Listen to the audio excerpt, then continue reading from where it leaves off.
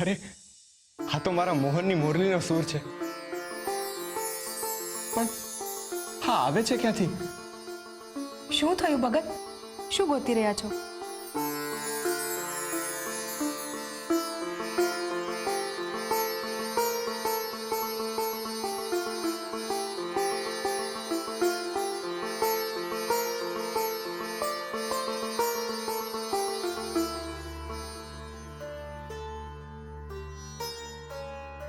એમને મળવા માટે મારે સંન્યાસી લેવો પડે ને, તો હું સંન્યાસ લેવા માટે પણ રાજી છું. તમારા ભાઈબંધે કહ્યું છે કે આ જ તમારી દીવા દાંડી છે અને એ જ તમને એમના સુધી પહોંચવાનો રસ્તો બતાવશે.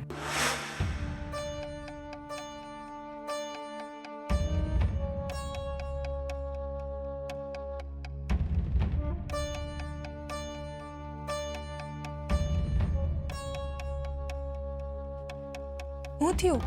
હા તમે શું કરો છો તુલસી? હા અનર્થ છે, મારાથી આ નહીં થાય. નહીં થાય?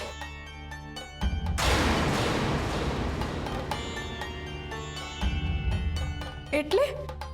તુલસી તમને યાદ છે આપણા લગ્ન થયા હતા ને, ત્યારે મેં તમને કીધું હતું કે મારા માટે હરી પહેલા પછી બીજું બધું, ને ખોટું ન લગાડતા. હવે એ સમય આવી ગયો છે, મેં મારા હરિની શોધ ચાલુ કરી દીધી છે. મેં હંધુય હરિને સમર્પિત કરી દીધું છે. આ ઘર, આ સંસાર, આ ગૃહસ્થી મારાથી નહીં હચવાય. જુઓ ને, એટલે તો મેં મારો ચાકડો દાનમાં દઈ દીધો છે. મારા અરે હરિની વચ્ચે બીજું કાંઈ ન જોઈએ. પણ ભગત, આ સંસાર, આ ઘર, આ ગૃહસ્થી હંધોઈ તો હરીએ જ દીધું છે ને. એણે આપેલું જો આપણે નહીં પાડીએ તો હરીને દુઃખ નહીં થાય? તમે હરીને દુઃખી કરશો ભગત?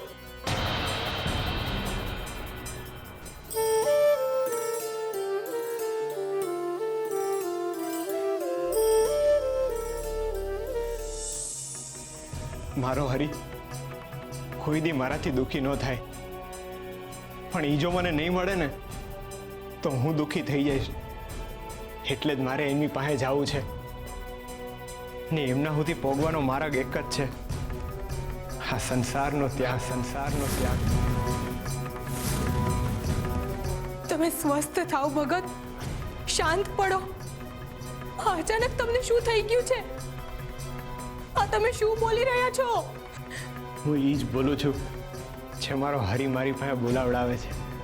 બસ ભગત, આપણે આ હંધની વાતો અહીંયા પૂરી કરીએ. મહેરબાની કરીને તમે આવું ના બોલશો, નહીં તો મારી કોક સૂની રહી જાય. પણ તમે મારી હું તમને હાથ જોડું છું, તમે મહેરબાની કરીને એક પણ શબ્દ હવે ના બોલશો. તો તમે પણ મારી વાત સમજો, મારી મનની વ્યથા સમજો ને મને જવા દો. ક્યાં? જ્યાં મારો હરી લઈ જાય ને ત્યાં. હમણાં જ એમણે વાંસળીના સૂર છેડ્યા હતા, લાગે છે એ મને મળવા આવ્યા છે. વાંસળી? મને તો કોઈ વાંસળી ન સંભળાઈ. આ સંસારમાં રહીને ભક્તિનો સાર ન સંભળાય, એટલે જ મારે સંન્યાસ લેવો છે. એટલે જો સંસાર છોડી રહ્યો છું. માફ કરજો, પણ મારે જવું પડશે.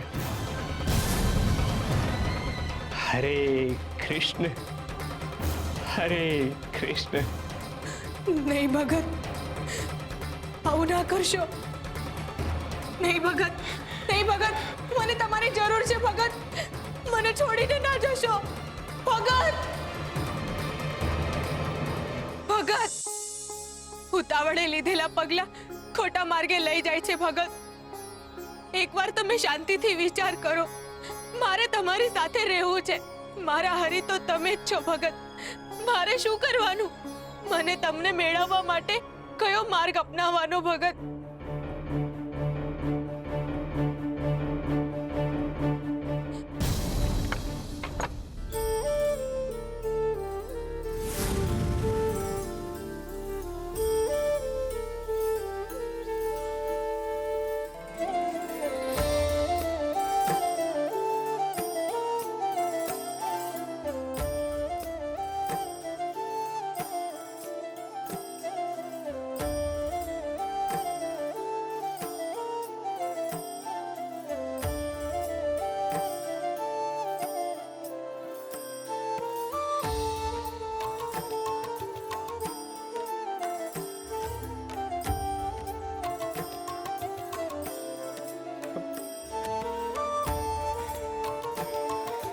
ભાઈબંધ, ક્યાં છો તમે?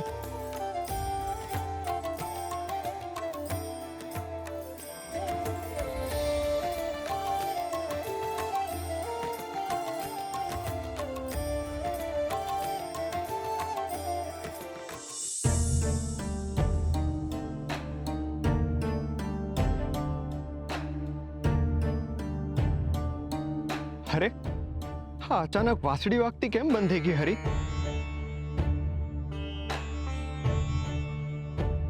શું થયું? હા તમારા સૂરને રસ્તો બનાવીને હું અહીંયા સુધી આવ્યો હતો. ભાઈબંધ, બચાવ! બચાવ!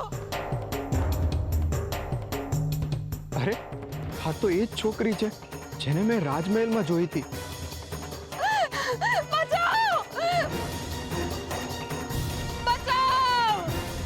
ઊભી રે છોકરી, જેટલું વધારે ભાગીશ તકલીફ તને એટલી જ પડશે.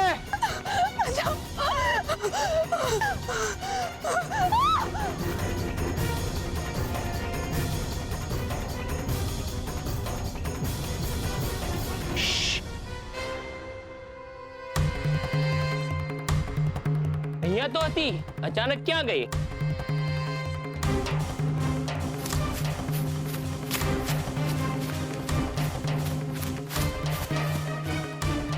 હાશ, હાલ પૂરતી બલા ટેડી. તમે ગભરાશો નહીં, હું ગોરા છું.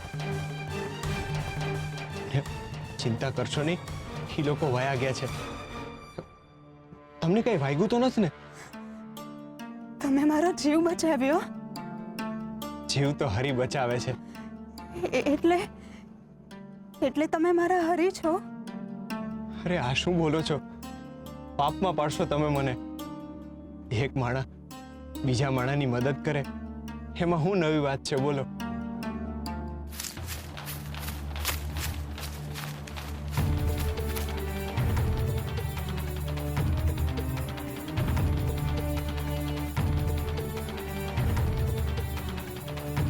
ક્યાંય નહીં મળી.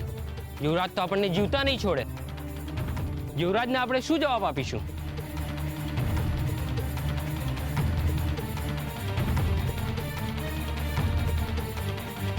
તમે છે ને હટાણે હટાણે ગામ છોડીને વયા જાઓ ને આ બાજુ જોતાય નહીં.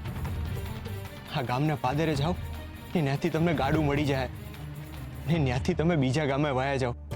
હા હવાર પડે ને તે આ ગામથી બહુ દૂર વયા જાઓ ને મનમાં હરીનું નામ લેતા રહેજો. તો યુવરાજ તો હું, બીજું કોઈ તમારું કાંઈ બગાડી નહીં શકે. પણ તમે? હું જાઉં છું, મારે જાવું પડશે. હરે કૃષ્ણ, હરે કૃષ્ણ.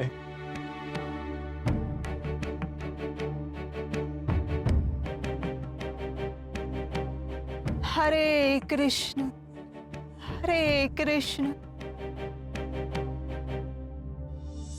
અતિ સુંદર ભાઈબંધ.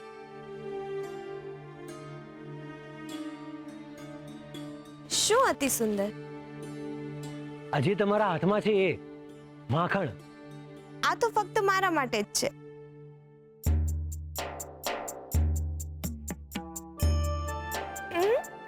અરે તમે આવું કેમ કરો છો?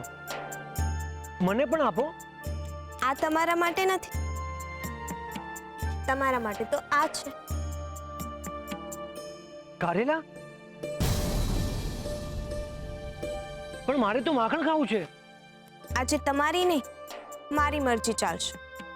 તમારા માટે તો ફક્ત કારેલા જ છે, માખણ નહીં મળે. અરે પણ તમે આવું કેમ કરો છો? કેમ ના કરું? તમે પણ તો આવું જ કરો છો ને ગોરા સાથે. એટલે એને કૃષ્ણ રૂપી માખણ ખાવું છે ને તમે એને સંસાર રૂપી કારેલું ખવડાવો છો. ના, જે રસ્તે ગોરાને જવું જ નથી તમે એને એ રસ્તે પરાણે શું કામ મોકલો છો? હું જાણું છું ના કે ગોરાને ગૃહસ્થ બનીને સંસારનું કલ્યાણ કરવાનું છે, પરંતુ તમે એને પ્રેમથી એ રસ્તે મોકલો ને, એની ઈચ્છાને મારીને એને બીજી તરફ વાળશો તો શું એ સુખેથી કામ કરી શકશે? ના, ગોરા જેવા ભોળા અને શુદ્ધ મનની વ્યક્તિને તમે ક્રૂરતાથી સંસાર તરફ શું કામ વાળી રહ્યા છો?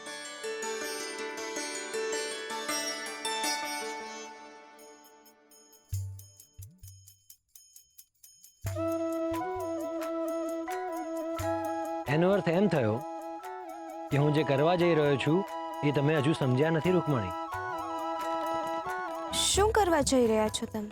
રૂકમણી, તમને શું લાગે છે હું ગુરાને કારેલા ખવડાવું છું? પરંતુ તમે એ કેમ ભૂલી જાઓ છો કે કારેલા જેટલા કડવા હોય છે એના ગુણ એટલા જ મીઠા હોય છે. હું ગોરાને અત્યારે કારેલા જેવી પરિસ્થિતિ આપી રહ્યો છું, પરંતુ એનું ફળ એને મીઠું જ મળશે.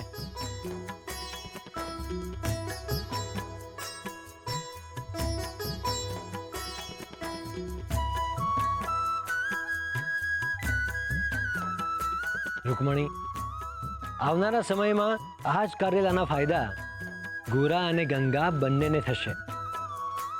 હું ગોરાના વર્તમાનનું નહીં પરંતુ ગોરાના ભાવિનું કલ્યાણ કરી રહ્યો છું. રૂકમણી, તમે મને કારેલું ખવડાવ્યું, પણ તો પણ મને એ મીઠું લાગ્યું. મને ખબર છે, તમે મને ખવડાવ્યું ને એટલે મને મીઠું લાગ્યું. પણ જેમ હું ગોરાનો એમ આ માખણ મારું જ, અને અમે બંને એકબીજાના સદાયને માટે.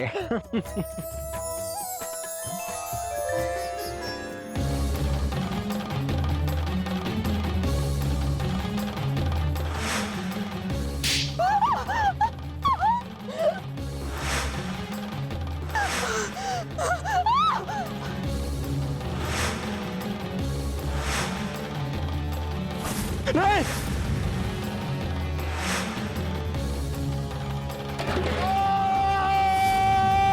મેં કીધું તું ને રાજાજી બોલી શકે છે. મારી પાસે વાચા છે. કીર્તનદાસ હું મૂંગો નથી. આ છોકરાએ મારા પગ પર પથ્થર ફેંક્યો અને મારું ઘડું સજીવન થઈ ગયું. છોકરા હું બોલી શકું છું.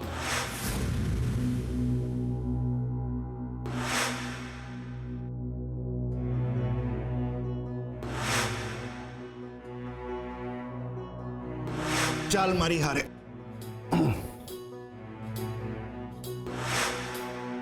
અહીંયા થયેલી ઘટના અહીંયા સુધી જ રહેવી જોઈએ, બહાર ન જવી જોઈએ. જો આ વાત બહાર નીકળી તો તારો જીવ બહાર નીકળી જશે. હરે કૃષ્ણ, હરે કૃષ્ણ.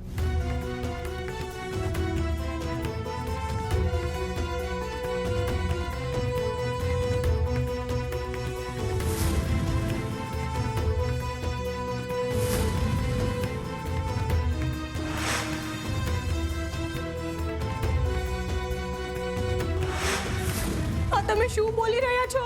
હું એ જ બોલું છું જે મારો હરી મારી પાસે બોલાવડાવે છે. મહેરબાની કરીને તમે આવું ના બોલશો, નહીં તો મારી કોક સૂની રહી જાય.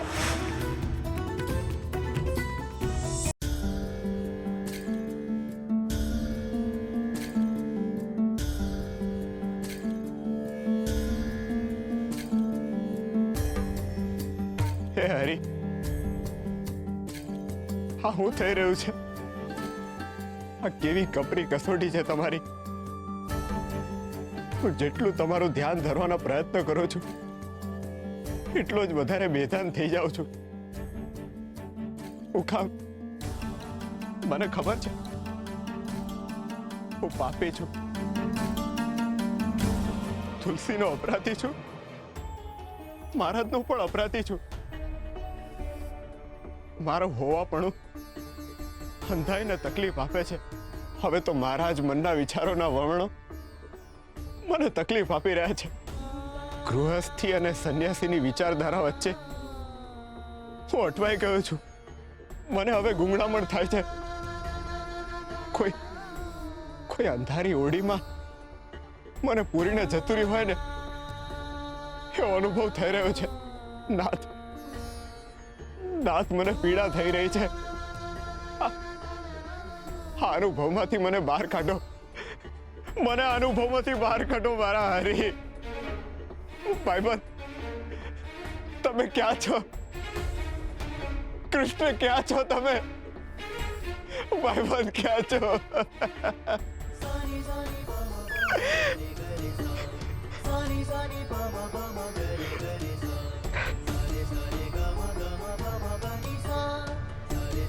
હરે કૃષ્ણ હરે કૃષ્ણ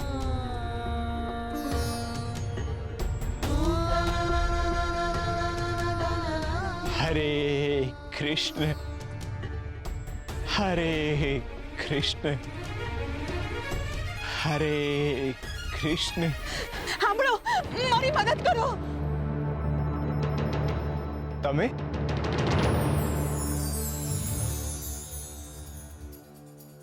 હા, હું. તમે તમે ઝટ અંદર આવી જાઓ. આ સૈનિકો આપણને વાતો કરતા જોઈ જશે ને તો ફરી મને લઈ જશે. અરે પણ મેં તમને પાદર સુધી જવાની દિશા બતાવી હતી ને. હા, હું ન્યાય ગઈ હતી. અન્યાયી સૈનિકો છે એટલે હું ન જઈ શકી. હવે તમે જ મારી મદદ કરો. મને એક વાત સમજાતી નથી. હું જ્યાં જ્યાંથી જાઉં છું ત્યાં તમે જ મારી સામે કેમ આવી જાઓ છો? આશ્ચર્ય તો મને પણ એ વાતનું જ થાય છે કે રાજમહેલમાંય તમે મને મળ્યા, માર્ગમાંય તમે મને બચાવી, અને અત્યારે જ્યારે હું મુસીબતમાં છું તો તમે જ મારી સામે આવ્યા. એક વાત કહું, હું જ્યારે જ્યારે તમને મુસીબતમાંથી કાઢું છું ને ત્યારે હું મુસીબતમાં મુકાઈ જાઉં છું. મારા મનની દુવિધાઓ વધતી જાય છે. હરી કેમ આવા સંજોગો ઊભા કરતા હશે?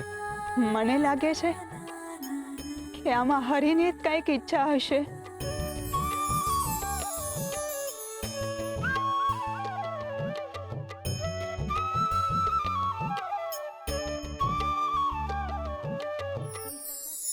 નજર. ઈશ્વરે મનુષ્યને આંખો આપેલી છે. એ આંખોથી મનુષ્ય સંસારને જુએ છે, અને એ જ આંખોને બંધ કરીને એ એના મનના વિચારોને કલ્પના રૂપે જોઈ શકે છે. આંખો એ મનુષ્યના વ્યક્તિત્વનો અરીસો છે. એ જે જુએ છે એને કઈ રીતે મૂલવે છે એના પરથી એના વિચારોની છબી નક્કી થાય છે.